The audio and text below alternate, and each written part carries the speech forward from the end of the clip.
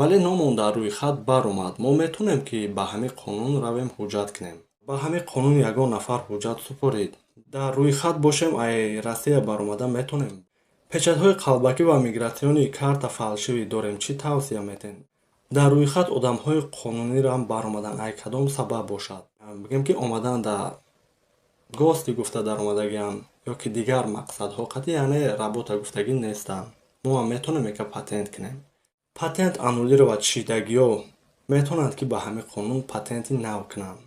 Салому алейкум ба ҳама мардуми муҳоҷир, ба ҳама мардуми тоҷик, ҳар як нафаре ки ҳама вақт наворҳои моро тамошо мекунед, дастгирӣ мекунед, комментариҳои хуб менависед ва боварӣ доред. Хубе иншаалло ҳар як шумо.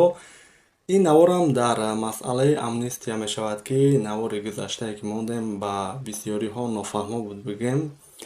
дар видео ҳаракат мекунем ҳамаша оддӣ карда фаҳмонем, то ки бигем дилтон пир шавад барои ҳуҷҷат супоридан ва равен ҳуҷҷатотона супорен.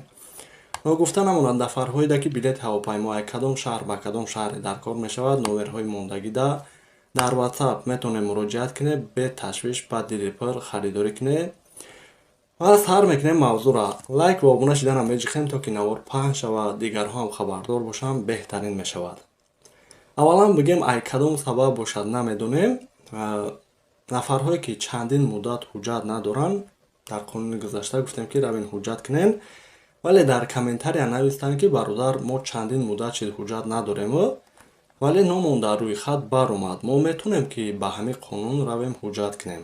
бале бигем ин амнистия барои шумо бар ин одамҳое ки ҳуҷҷат кунен гуфта шудага. То 3 апрела ё ҳуҷҷат кунен ё ай Россия бароен. нафарҳое ки мегӯянд ки агар ҳуҷҷат накунем набароем чӣ мешавад?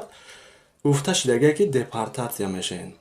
ва дар ҳолати депортатсия шудан баъди муҳлат тамом шудан бигем дастгир кунанд, через спецприём роӣ мекунанд. ва бо бигем қонун яки наздик шавад, ягон қонуни дигар баромаданаш мумкин аст, ё муҳоҷиро мумкин каме кунад ки ягон амнистияи дига ҳеҷ гуфта наметавонем дар ояндааш. хоб ба ҳамин қонун ягон нафар ҳуҷҷат супорид. бале буда нафарҳое ки ҳуҷҷат супориданд, ҳамчунин ай нафарҳое ки бигем ки мераванд ҳуҷҷат супорӣ навор карда ба мо роӣ кунед ки ина супоридем ба ҳамин қонун чандин муддат беҳуҷҷат гаштем гуфта, то ки наворҳои шуморо дар телеграм канал ё ки дар видеоҳомон монем, дигарҳо наворҳои шуморо мебинанд, бигем дилшон бақувваттар мешавад, барои ҳуҷҷат супоридан беҳтарин мешавад. ва бигем 5 число рафтаги нафарҳо буданд ки моро гуфтанд ки хичон ки хабардор набуданд, гуфтанд 5 рӯз баъд ё ки 1 ҳафта баъд бием. ба як ҳолати дигар шуд ки нафарҳое ки бигем ки депортатсия доштанд, хичон хабардор набуданд, рафтанд ҳуҷҷат супорӣ, ёро бигем маҳкам накарданд, хабардор карданд ки шумо запрет на въезд дорем, бароен гуфта.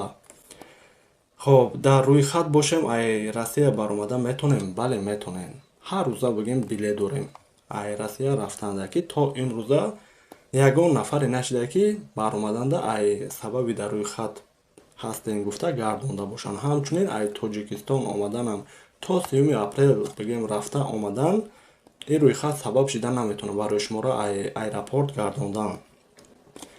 печатҳои қалбакӣ ва мигратсиони карта фалшивӣ дорем. Чӣ тавсия метен? пеш бигем чӣ гунае ки медонен, ба печатҳои қалбакирам патент мегирифтанд, вале мо тавсия наметем. дар ҳолати маълум шудан, камбудӣ шудан мумкина бигем барои ҳама роҳи хубаш загранпаспорти нав карда баъдан ҳуҷҷат супоридан ай. дар рӯйхат одамҳои қонунирам баромадан ай кадом сабаб бошад? Бале бигем вақте ки ҳамин рӯйхате ки мондан, номи бисёр нафарҳое ки патент, РВП, вид на жительстводорҳо баромад, картаҳошонро заблокировать кардан, баъдан бигем мо ҳам кофтукоп кардем. хоб ай сабаби хатогӣ ай тарафи сайти МВД бигем ки баъдан иёра гирифтанд, абнавичид гирифтанд ва чӣ кор карданд? банкҳошонда телефон карданд, гуфтанд ки моро ай рӯйхат гирифтагиам масъала мегирем, Тинькоффа ки хичон тафтиш карданд ва картаҳошонро кушоданд.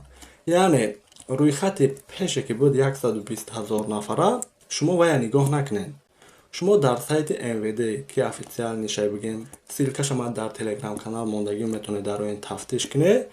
ва агар ки телеграм надошта бошен, нафаҳмем бигем, ҳамчунин номерҳои авиакассара як бор дига мемонем, бекорам бигем мебинанд, мегӯянд тона бе ташвиш метавонед паспортҳотонро роӣ кунед, тафтиш кунед як бори дигар. хоб ва як нофаҳмоии дигарам ба мардум ки бигем ки омадан дар гости гуфта даромадагиан ё ки дигар мақсадҳо қатъи яъне работа гуфтагӣ нестанд.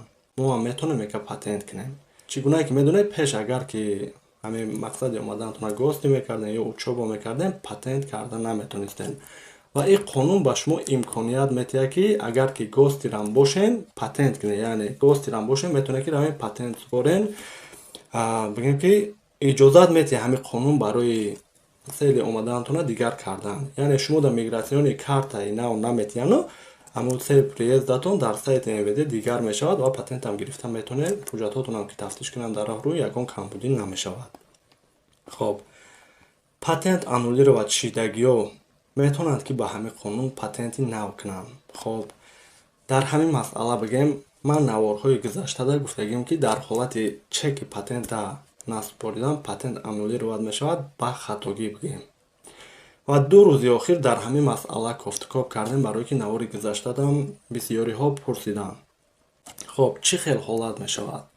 Агар шумо патентаки насупорен, патент айкор мемонад, вале аннулировать намешавад. дар ин ҳолат бигем, шумо ба ҳамин қонун патенти нав карда метонед. Аннулировать мешавад дар кадом ҳолате ки айда штраф зиёд дорен. Ягон угроза барои общество дагем, бигем ягон протокол дар номтонай ва ё қонуни баромад ва даромада вайрон кардаген видварения дорен, яъне дар ин ҳолат патент аннулировать мешавад. шахсиятҳое ки рафтагиен патент супорӣ шуморо гуфтагиан ки бароен ё шуморо гуфтагиан ки муддати 1 сол патенти нав гирифта наметавонед то ҳамин срока гуфта, дар ин ҳолат ин қонун бигем ки фоида надорад. шумо бояд ҳамон муҳлата нигоҳ карда баъдан патент супорен. вале агар чека насупорида бошем, ба ҳамин қонун метавонед ки равед патенти нав супорен. ва як хоҳиши дигар ки шахсиятҳое ки аз Тоҷикистон меоянд, дар комментарияи ҳамин видео нависен ки кадом аэропортҳо хубтарай. барое ки айни замон бигем ки Внукова Шереметоваро тавсия наметем, Домодедово ва хубтарай, вале зиёд манъ кардаистиян. беҳтар Жуковский ки вале ҳамирам манъ кардаистиян мардума, вале ягон камбудӣ наёбам баромадаистиян. ама мешавад бигем нафарҳое ки ба дигар шаҳрҳои Россия меоянд, мегӯян беҳтар баромадем, хубтар баромадем. казан буд ки мардум бисёр гирифт, казанам айни замон тафтишаш зиёд шидагиай. ҳамин қадар маълумот. Умедворем ки фаҳмода тонистагем. Ягон ҷоеш ки нофаҳмо бошад, дар комментария нависем, ҳаракат мекунем ки ҷавоб гардонем. бо як раҳмати дигар барои шахсиятҳое ки навори моро то охир тамошо кардем. бошем.